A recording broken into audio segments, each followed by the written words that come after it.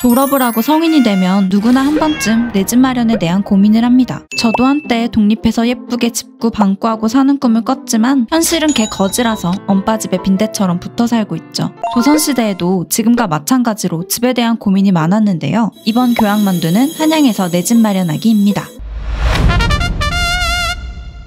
고려에서 조선으로 넘어가며 수도가 한양으로 바뀌던 때 한양의 면적은 약 160만 평이라고 하면 전혀 감이 안 오실 것 같은데요. 현재 서울특별시의 범위가 이만큼이라면 조선 건국 당시 한양의 범위는 딱 요만큼이었습니다. 인구 10만 명 정도가 살기 적합한 크기로 지금의 종로와 명동, 남산 일부만 조금 포함한 정도의 범위였죠. 한양의 인구는 조선 중기까지만 해도 약 8만 명이었는데요. 연이은 자연재해로 농사를 때려치우고 상경하는 사람들이 많아지다 보니 10년 후엔 약 19만 4천 명, 한양 인구는 2배 넘게 늘어납니다. 사람 수가 늘자 당연히 집에 대한 수요는 증가했고 집값도 쭉쭉 올랐는데요. 당시 넓이로 30칸, 약 56평 정도 하던 인사동 저택의 가격은 종 부품 관리에 연봉 50년치와 맞먹을 정도였죠. 지금 돈으로 치면 15억이 넘습니다. 이렇게 집값이 폭등하던 시기에 가장 인기 있던 곳은 바로 종로의 북촌. 군과 가까운 편이라 왕의 자녀들이나 왕족들이 독립하면 주로 북촌에 살았습니다. 문제는 집 지을 자리가 부족하면 기존의 집들을 싹 철거하고 새 공간을 만드는 행패를 부린 건데요.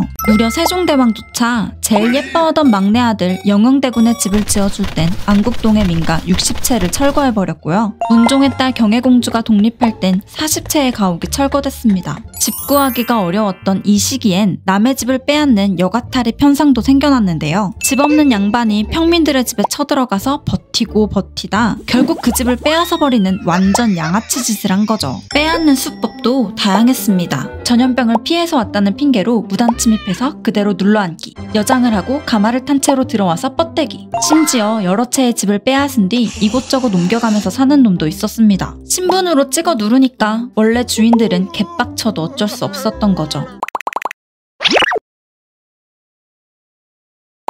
자, 그러면 그냥 평범하게 집을 구하기 위해서는 어떻게 했을까요? 조선시대에도 지금처럼 부동산 중개인의 역할을 하는 이들이 있었습니다. 바로 집주름 혹은 각회들인데 집 매물을 관리하고 계약을 주선하는 일들을 했죠. 조선 후기에 쓰인 글들을 보면 집주름은 집값의 10%를 중개 수수료로 받았다는데요. 지금의 공인 중개사들이 받는 것보다는 높은 수준이었지만 대출이나 고리대금 이자가 30%를 넘었던 걸 보면 크게 비싼 건 아니었던 것 같습니다. 그런데 계약서들을 살펴보면 집 주인의 이름이 작은 놈이 순세, 둥이, 칠득 같은 노비식 이름으로 적혀 있는데요. 이건 노비가 한평생 열일해서 드디어 내 집 마련에 성공한 건 아니고요. 당시 양반들은 체면을 중요시했고 장사를 하고 상업에 관한 일은 천한 것이라고 여겼기 때문에 집문서처럼 큰돈이 오가는 중요한 서류라도 본인의 이름을 적지 않았다고 합니다.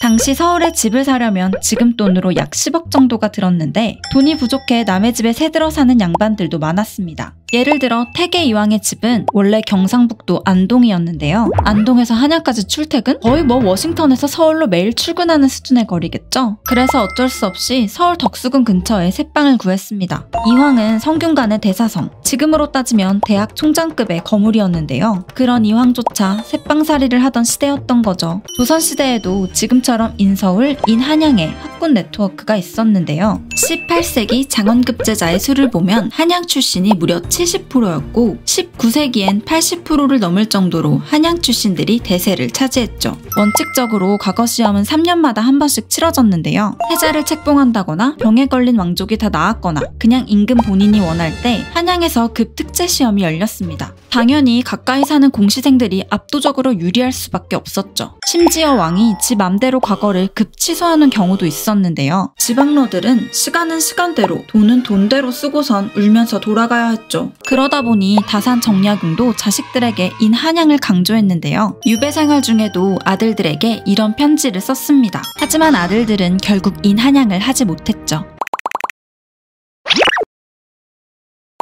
오늘날 서울의 넓이는 조선시대 한양에 비해 20만 평 정도 넓어졌지만 900만 명 이상의 사람들이 모여 살고 있습니다. 세월 세월과 함께 많은 것들이 변했지만 여전히 인서울은 돈이 많이 들고 많은 사람들의 꿈이기도 하죠. 대격변이 일어나지 않는 한 서울의 집값은 쭉 비쌀 것 같다는 생각이 듭니다. 아무튼 저도 늙어 죽을 때까지 영원히 캥거루족으로 살아가길 오늘도 다짐합니다. 이상 교양만두였습니다.